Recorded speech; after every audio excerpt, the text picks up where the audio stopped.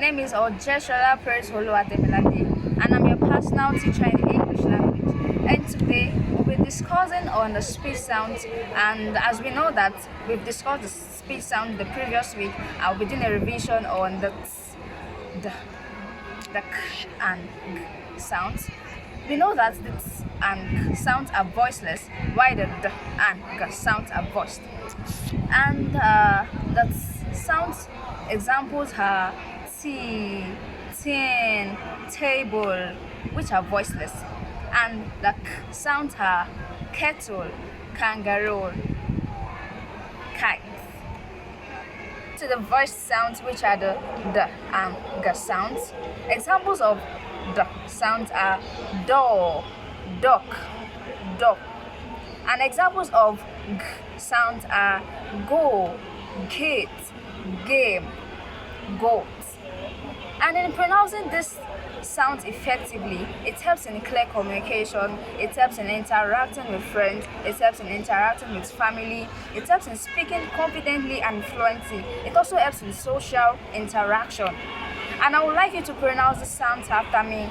S as in tea, k as in kettle, d as in door, g as in goat. Good day, students. My name is Ojenka Amina Oluwabukona. I am a personal teacher in English and I'll be teaching the topic grammar, making sentences with the simple present tense and the past tense. Firstly, what is simple present tense? Simple present tense is when we use a verb to talk about things that happen continually in the present, like every day, everywhere, every month. We use the simple present tense to talk anything that happen often or is factual. For example, I go to school every day. My father goes to the gym every day. She walks slowly. I like ice cream. She loves playing basketball. Past tense. Past tense. This is a form of verb that is used to describe action in the past. The past tense is a verb tense that talks about the past action, place, or be it place or event. Example, Aminat went to the supermarket last week. My roommate cooked a tasty dinner yesterday. My mom bought a new dress for me. Last year, I traveled to France. Hi students, my name is Precious. I'm your personal teacher in English language, and I'll be teaching you on the topic reading and comprehension. Under reading and comprehension, I'll be teaching you reading to identify the meaning of words in various contexts. What is context? Context is the background relevant to an event. Reading to identify the meaning of words in various contexts include understanding how words can be different in meaning depending on the situation, audience, and purpose. Here are ways to understand the meaning of words in various contexts. 1. Read carefully. Read through the comprehension passage thoroughly and pay attention to the words. 2. Multiple meaning. Some words have multiple meaning. I will give you an example. Word like present. I was present in this present. I want to present this document to my manager. So we can see that they have the same spelling, but they have different meaning. So we should consider some possible words to put the best way to fit into the text. Third, check yourself, ask yourself, what is the main idea in this text? What is the message the author is trying to pass across? And understand the meaning of words in the comprehension passage. Good day, students. I am Okelala Tobloba Wadwala, a personal teacher for English language. In today's English composition, I will be revisiting the format of informal and formal letter. Let's begin. Informal letter. These are personal letters written to friends, families, or acquaintances. Note, an informal letter has only one address, which is the sender's or the writer's address, and it is written or placed at the top right page of the letter. The format of informal letter include the sender's address following the date, the salutation, which must be in a casual tone. For example, I am Aminat, dear mommy, dear father, etc. We have the introduction. And under the introduction, we have the body, the main context, the conclusion, following the complementary clause. For example, for the complementary clause, we have yours truly, bye for now, take care, etc. And following that is the sender's name. On to the next is the informal letter. What are formal letters? Formal letters are professional letters written for official purpose. Note that a formal letter has two addresses, which is the sender's address written or placed at the right top page of the letter, following the receiver's or the recipient's address beneath the sender's address. The format of formal letter include the sender or the writer's address with the recipient's address, the salutation, which must be in an official tone. For example, dear ma, dear sir, to whom it may concern, etc. We have the subject.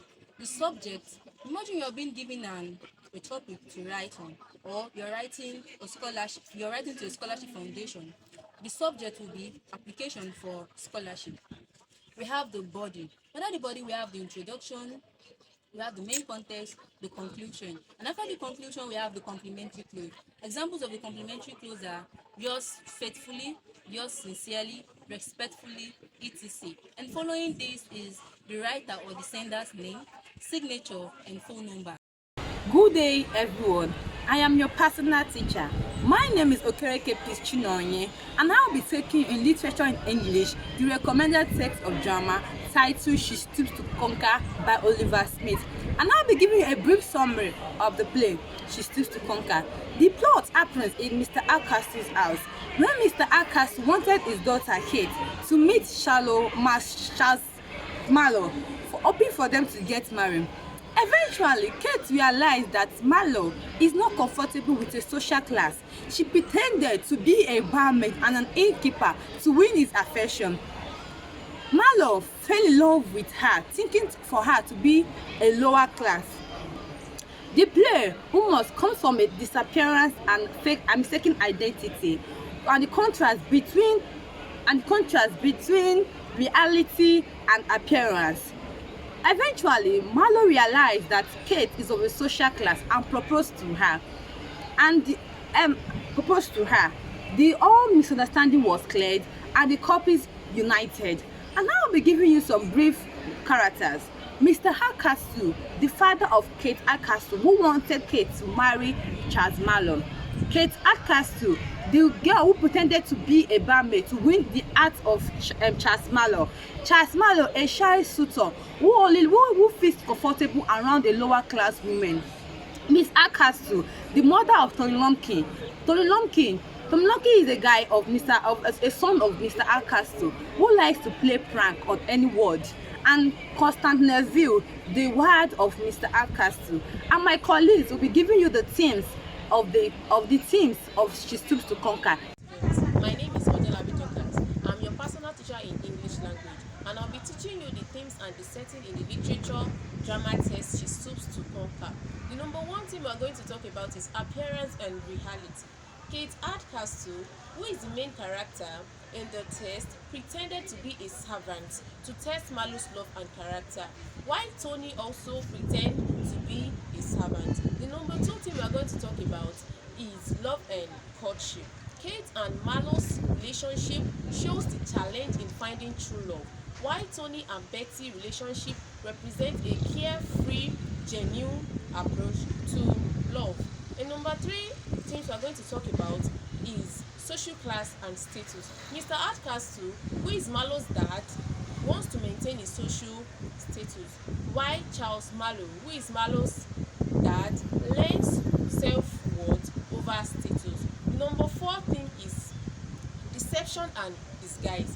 Kate disguises to test Marlowe's love, while Tony pretends to be a servant to play prank. Now we're moving into the setting. The setting for She Stoops to Conquer is England, and the interaction between the characters takes place at the 3 Biggin Ale House and Bold Country Manor and the countryside. Thank you.